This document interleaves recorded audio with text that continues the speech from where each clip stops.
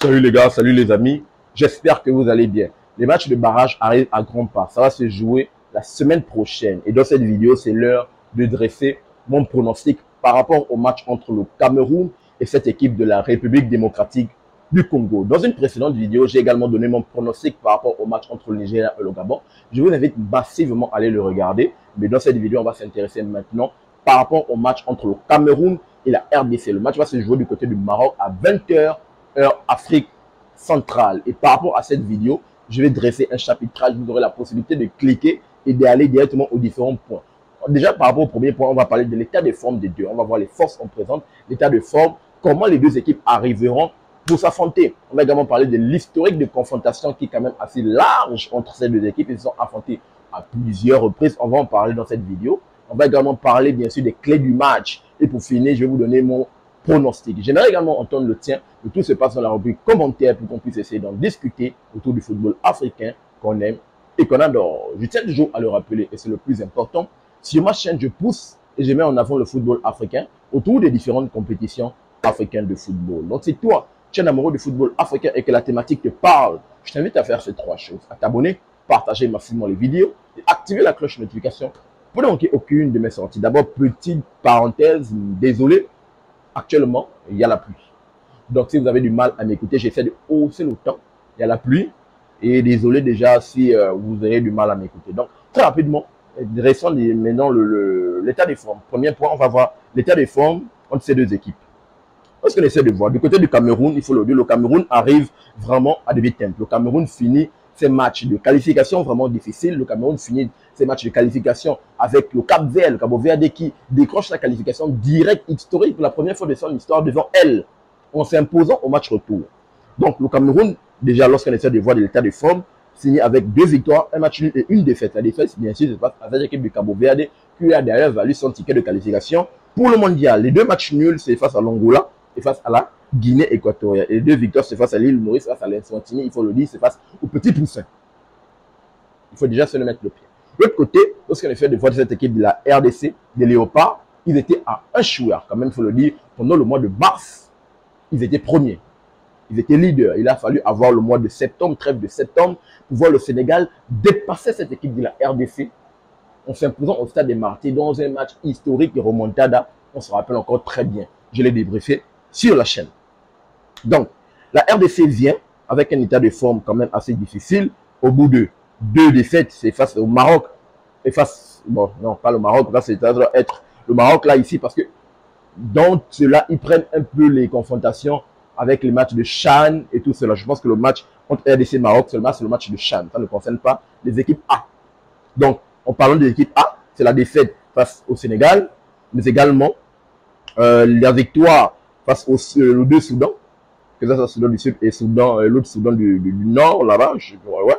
Et la victoire face au Togo. Donc, il faut le dire, les 2 équipes, lorsqu'on essaie de voir l'état de forme, normalement, c'est la RDC, les Léopards, qui arrivent très en forme. Or que de l'autre côté, le Cameroun est encore en train de se poser des questions. Avec Marc Brice, c'est vraiment compliqué. Au niveau de la FECA Foot, vraiment, c'est un gros casse-tête du côté du Cameroun et on le sait très bien. Et maintenant, là, rapidement, allons en parlant de l'historique de confrontation entre ces 2 équipes.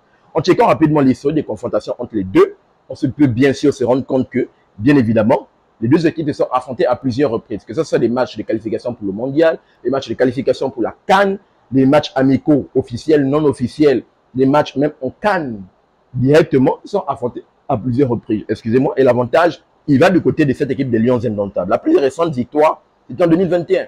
2021, le Cameroun s'est imposé 2-0. Et lorsqu'on essaie de checker 1, 2, 3, 4 et directement, je peux rapidement voir que le Cameroun, au niveau de toutes ses confrontations, s'impose à 9 reprises contre 2 victoires de cette équipe des Léopards de la RDC. Et le reste des matchs, bien sûr, c'est des matchs nuls. Donc, il faut le dire, cette équipe du Cameroun connaît à la recette pour arriver à bout de battre cette équipe de la RDC. Elle a la recette. Les zones de confrontation tournent en faveur de cette équipe des Lions indomptables et en défaveur de cette équipe des Léopards de la RDC qui, lui, déjà s'est imposé, mais à petite reprise. Donc, c'est vraiment assez difficile. Donc, vraiment, en voyant l'historique, l'avantage est du côté du Cameroun, en menant du côté de la RDC également, elle peut également se reposer sur au moins ses acquis, sur ses forces. Maintenant, rapidement, parlons des clés du match. Lorsqu'on essaie de rentrer rapidement pour faire état des lieux, pour parler rapidement des clés du match, qu'est-ce qu'on peut comprendre? En parlant rapidement des clés du match, on peut comprendre que le Cameroun, actuellement, a des problèmes de partout. Que ce soit même le gardien, défense, milieu de terrain, en attaque. Le Cameroun a des problèmes de partout. Le Cameroun n'a aucune acquis sur laquelle elle peut se reposer. Or que du côté des Léopards, elle peut également se reposer. Oui, la défaite face au Sénégal a fait très mal, mais on sait que la RDC peut se reposer au moins sur sa défense, sur un milieu de terrain assez compact, sur des attaquants qui sont extraordinaires, d'ailleurs qui sont en nombre, je l'ai rappelé à plusieurs reprises, ils sont également extraordinaires sur le front de l'attaque. Donc, on a vraiment deux équipes vraiment assez compliquées. Deux équipes qui ont beaucoup de lacunes, peu du côté de la RDC, du côté du Cameroun, il y en a assez, mais également deux équipes où la RDC arrive en forme et le Cameroun un peu en train de se chercher. Mais malgré cela, pour ma part, je pense que s'il y a une équipe qui est capable de se transcender et de sortir la tête de l'eau de ces qualifications, de sortir de ce gros casse-tête, c'est bien sûr cette équipe du Cameroun. Le Cameroun est capable de sortir de ce parcours de combattant de match de barrage, de ces matchs de barrage-là, que ça soit sur le plan continental, même intercontinental. Le Cameroun est capable de se qualifier. C'est une seule équipe qui est capable de se qualifier de ce parcours de combattant. C'est bien sûr cette équipe des Lions indomptables. Parce qu'elle repose sur des bases solides, sur son Emelec et sur beaucoup de choses qui permettent à cette équipe de se transcender dans ces genres de matchs-là. Et là, on parle d'un mondial. D'un mondial. Donc, bien sûr, le Cameroun va encore un peu plus jouer avec le cœur et son âme et va chercher au-delà de cette tripes. Donc, la RDC, bien sûr, doit se reposer sur ces attaquants qui sont quand même assez en forme et ne doit plus faire la même erreur face au Sénégal, c'est-à-dire marquer et après se livrer. Surtout, essayer de boucher et contenir les attaquants qui, du côté du Cameroun, ont tendance à être mouilleurs ces derniers temps. Vincent Aboka qui est vieillissant. À part si Marc Bis fait jouer le petit Cal État-Ayant qui est quand même l'avenir de cette équipe. Au niveau de la défense, vraiment, c'est assez compliqué. Également, comme je dis, le Cameroun est vraiment malade dans tous les compartiments du jeu. Mais le Cameroun a quelque chose en lui que personne ne peut enlever, c'est bien sûr le Emelec. Et je pense que le Cameroun doit sans doute reposer sur cela. Et la RDC doit faire très attention. Et il doit surtout voir comment le Cameroun a climatisé l'Algérie chez eux là-bas du côté de Blida. Donc vraiment, ça va être un match qui va se jouer à tête au mental. Un match hyper difficile, un match hyper plaisant à regarder. Et on verra ce que ça va donner. Rapidement, rentrons maintenant pour que je vous donne mon pronostic par rapport à cela. Vous l'aurez compris, bien sûr, par rapport au pronostic, bien sûr, il n'y a pas de demi-mesure. La RDC, oui, en voyant l'état de forme, est très prête. Elle repose sur des bases assez solides avec Sébastien de Sable. Mais je donne quand même un avantage à cette équipe des Lions indomptables du Cameroun. Je partirai sur un petit léger avantage de 51% de chance à 49, 51-49. Vraiment, pour cette équipe, et je pense que le match peut même aller un peu plus loin dans une séance de tir au but. La décision peut-être ne pourra pas se jouer autant réglementaire parce que vraiment, on a deux équipes très solides, juste extraordinaires.